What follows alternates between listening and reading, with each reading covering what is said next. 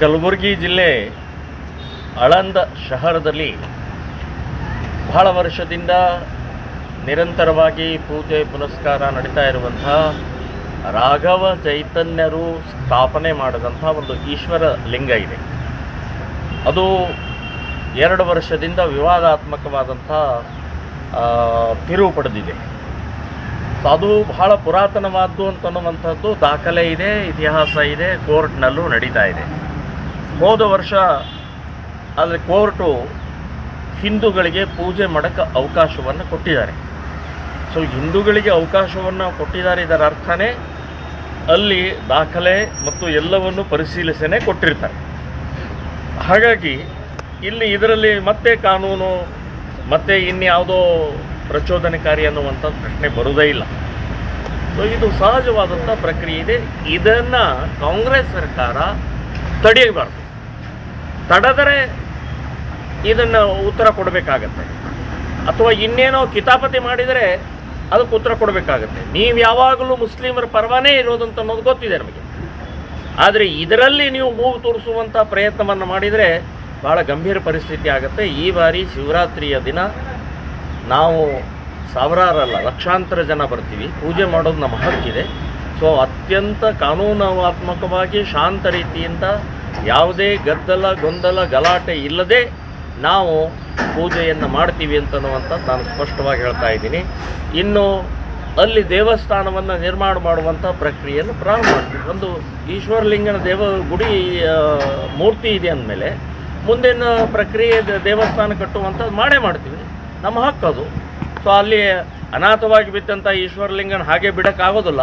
So ನಾವು ದೇವಸ್ಥಾನವನ್ನು ಮಾಡೋ ದೃಷ್ಟಿಯಿಂದ ಏನೇನು ಮಾಡಬೇಕು ಅದ್ರ ಪ್ರಕ್ರಿಯೆಯನ್ನು ಪ್ರಾರಂಭ ಮಾಡ್ತೀವಿ. ಈಗ ಘರ್ಷಣೆ ಅಥವಾ ಅದನ್ನು ಅಪವಿತ್ರ ಮಾಡಿದ್ದು ಯಾರು? 2 ವರ್ಷದ ಹಿಂದೆ ಅದರ ಮೇಲೆ ಮಲಮೂತ್ರ ವಿಸರ್ಜನೆ ಮಾಡಿದ್ರು ಯಾರು ಈ ಗಲಾಟೆಗೆ ಪ್ರಾರಂಭ ಮಾಡಿದರು? ಯಾಕೆ ನೀಚತನ ಮಾಡಿದಿರಿ? ಯಾರಿಗೆ ಗಲಭೆಗೆ ಕಾರಣಕರ್ತರಾದರು? ಅವರನ್ನು ಓಡಿಸ್ಬೇಕು ಅವರಲ್ಲಿ. ಸೊ ನಮ್ಮ ಪಾಡಿಗೆ ನಾವು ಶಾಂತವಾಗಿ ಪೂಜೆ ಪುನಸ್ಕಾರ ಮಾಡ್ಕೊಂಡಿದ್ದೀವಿ. ನಾವು ಗಲಾಟೆಕೋರರಲ್ಲ, ಗಲಾಟೆಕೋರರು ಅವರು. ಅಪವಿತ್ರ ಮಾಡಿದ್ಯಾರು? ಅಪವಿತ್ರ ಮಾಡಿದ ಮೇಲೆ ಪ್ರಾರಂಭ ಆಯಿತು ಗಲಭೆಗಳು. ಆ ಈಶ್ವರಲಿಂಗ ಮೇಲೆ ಮಲಮೂತ್ರ ಮಾಡಿದ್ರೆ ನಾವು ಬಾಯಿ ಮುಚ್ಕೊಂಡು ಕೂತ್ಕೋಬೇಕಾ? ಕಣ್ಣು ಮುಚ್ಕೊಂಡು ಕೂತ್ಕೋಬೇಕಾ? ಭಜನೆ ಹಾಗೆ ಮಾಡಬೇಕಾ? ಅದರ ವಿರುದ್ಧ ಹೋರಾಟ ಮಾಡಬಾರ್ದಾ? ಅದರ ವಿರುದ್ಧ ಧ್ವನಿ ಎತ್ತಬಾರ್ದಾ? ಯಾವ ದೇಶದಲ್ಲಿದ್ದೀರಿ ನೀವು? ಈಶ್ವರಲಿಂಗನ ಮೇಲೆ ಮಲಮೂತ್ರ ಮಾಡ್ತಾರೆ, ಗಲಭೆಕೋರ ನೀವು ಪ್ರಚೋದನೆ ಕೊಡ್ತೀರಿ.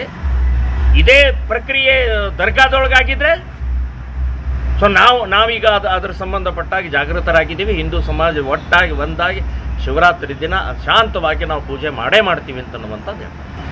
ನೋಡಿ, ಕರ್ನಾಟಕದಲ್ಲಿ ಅಷ್ಟೇ ಅಲ್ಲ, ಇಡೀ ದೇಶದಲ್ಲಿ ಮೊಘಲರ ಪೀರಿಯಡ್ನಲ್ಲಿ, ಮುಸ್ಲಿಮರ ಆಕ್ರಮಣದ ಪೀರಿಯಡ್ನಲ್ಲಿ ಸಾವಿರಾರು ದೇವಸ್ಥಾನವನ್ನು ಒಡೆದು ಮಸೀದಿಯನ್ನು ಕಟ್ಟಿದ್ದಾರೆ.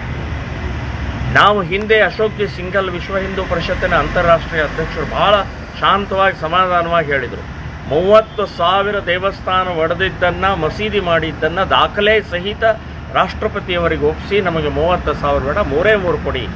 ಅಯೋಧ್ಯ, ಮಥುರಾ, ಕಾಶಿಯನ್ನು 3 ಕೊಡಲಿಲ್ಲ, ಸೊಕ್ಕಿನಿಂದ ವರ್ತನೆ ಮಾಡಿದರು. ಇವತ್ತಿಗೂ ಹೇಳ್ತಾರೆ, ಕಾನೂನುಬದ್ಧವಾಗಿ ಸಂವಿಧಾನಬದ್ಧವಾಗಿ ಇವತ್ತು ಅಯೋಧ್ಯ ನಮಗೆ ಒಪ್ಪಿಸಿದ್ರೂ ಕೂಡ ನಾವು ಮತ್ತೆ ಅಲ್ಲೇ ಮಸೀದಿ ಕಟ್ತೀವಿ ಅಂತ ಹೇಳಿ ಸೊಕ್ಕಿನಿಂದ ಮಾತಾಡ್ತಾರೆ.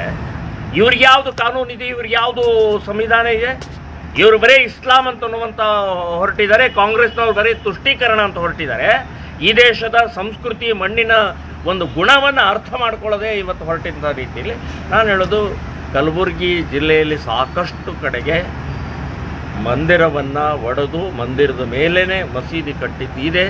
ಕೋಟೆ ಭಾಗದಲ್ಲೂ ಕೂಡ ಈಗಾಗಲೇ ಅಲ್ಲಿ ಈಶ್ವರಲಿಂಗ ಇದೆ ಅಂತನ್ನುವಂಥದ್ದು ಗೊತ್ತಾಗಿದೆ. ಅದನ್ನೂ ಪೂಜೆ ಮಾಡ್ತೀವಿ. ಎಲ್ಲೆಲ್ಲಿ ಈ ರೀತಿ ಇದೆ ಸರ್ವೆ ಮಾಡ್ತೀವಿ.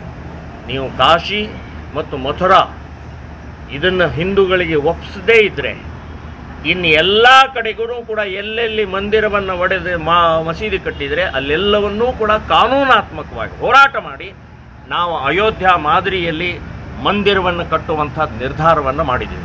ಹೇಳಿದ ಮೇಲೆ ಜಿಲ್ಲಾಡಳಿತ ಕೋರ್ಟ್ ಮೀರಿ ಅವರು ಇದು ಮಾಡೋಂಗಿಲ್ಲ.